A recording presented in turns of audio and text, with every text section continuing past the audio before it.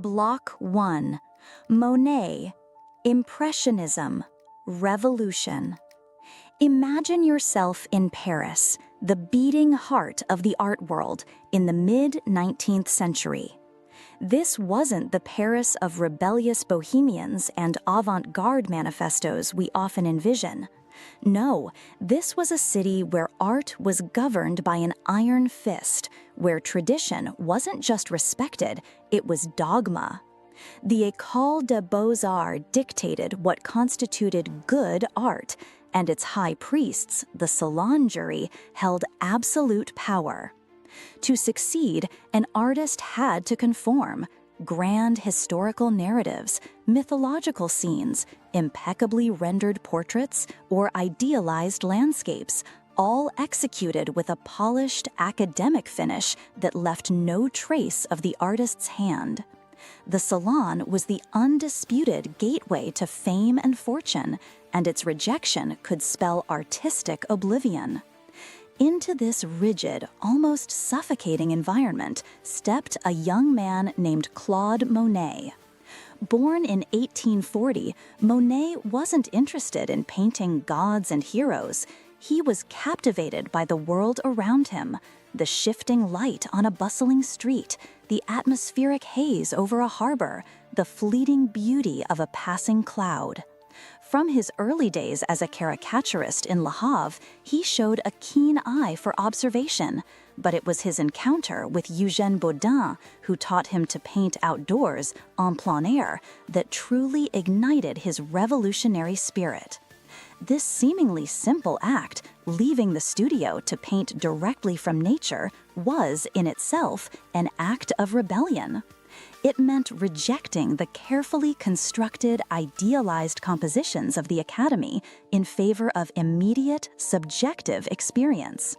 Monet quickly gathered around him a circle of like-minded artists, Renoir, Sisley, Pissarro, Manet, Degas, all chafing under the restrictive norms. They shared a common frustration with the Salon, which consistently rejected their innovative works, deeming them unfinished, crude, or simply incomprehensible. Their paintings lacked the smooth surfaces, the crisp lines, and the moralizing narratives that the establishment demanded. Instead, they offered canvases that seemed to shimmer with broken brushstrokes, vibrant, often unmixed colors, and a palpable sense of movement and spontaneity. They were trying to capture not the want itself, but the way of seeing the object, the ephemeral dance of light and color that constantly transforms reality. The pivotal moment arrived in 1874.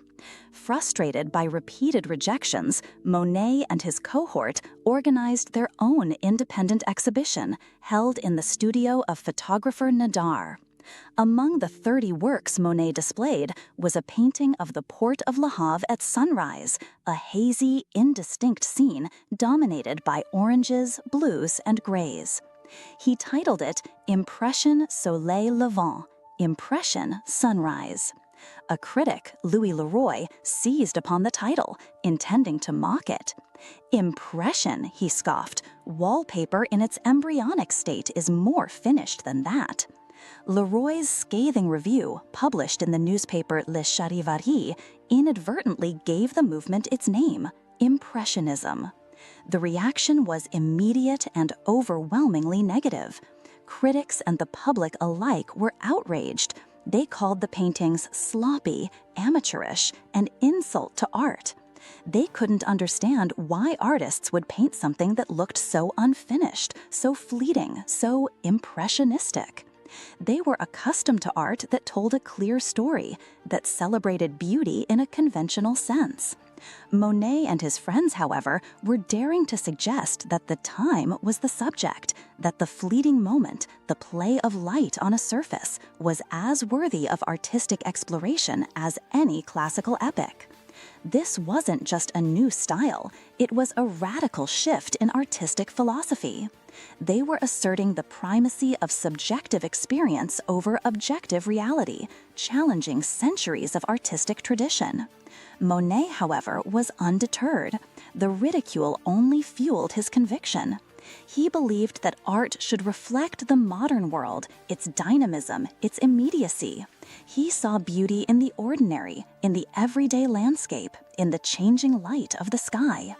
The outrage he sparked, far from crushing his spirit, solidified his resolve to pursue his unique vision.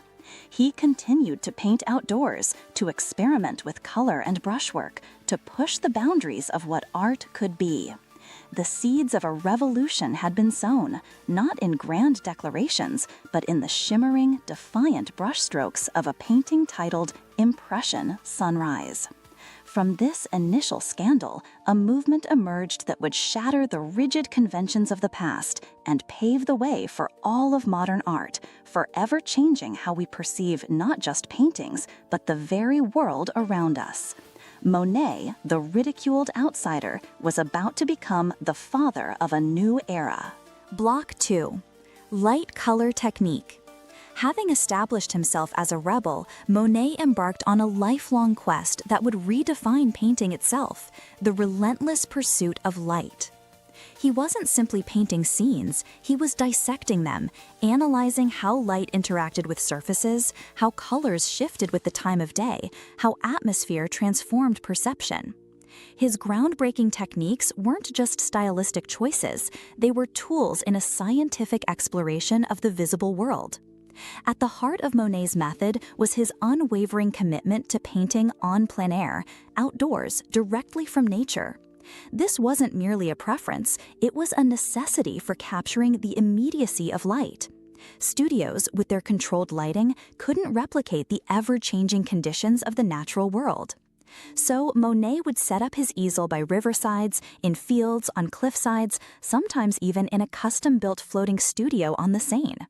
He embraced the challenge of working quickly, often completing a canvas in a single session before the light shifted too dramatically. This urgency informed his distinctive brushwork. Monet's brushstrokes were revolutionary. Instead of smoothly blending colors to create a polished, unified surface, he applied paint in short, visible dabs, dashes, and commas of pure, unmixed color. This technique, known as broken brushwork, allowed the colors to optically mix in the viewer's eye rather than on the palette. The result was an unprecedented vibrancy and luminosity. Shadows, for instance, were no longer rendered in dull grays or blacks, but in rich blues, purples, and greens, reflecting the ambient light and the complementary colors of their surroundings. He understood that light isn't just white, it's a spectrum, and every color is influenced by the light hitting it. His use of color was equally radical. Monet largely abandoned the traditional practice of using black or earth tones to create depth and shadow. Instead, he relied on the interplay of complementary colors, reds with greens, blues with oranges, yellows with violets, placed side by side to create visual vibration and intensity. This approach gave his paintings their characteristic sparkle and life, making them feel as if they were pulsating with natural energy. He was painting the atmosphere, the very air itself, capturing the ephemeral quality of light as it danced across surfaces. Perhaps the most iconic manifestation of Monet's obsession with light was his series paintings. Beginning in the late 1880s, he began to paint the same subject repeatedly under different light conditions, at various times of day, and across different seasons. The most famous of these include the haystacks, the poplars, and the magnificent Rouen Cathedral series. For the haystacks, he produced over 30 canvases, each depicting the humble agricultural structures bathed in the light of dawn, midday, sunset, or shrouded in mist or snow. With the Rouen Cathedral series, painted between 1892 and 1894, Monet pushed this concept even further. He rented rooms across the street from the cathedral, setting up multiple canvases at once.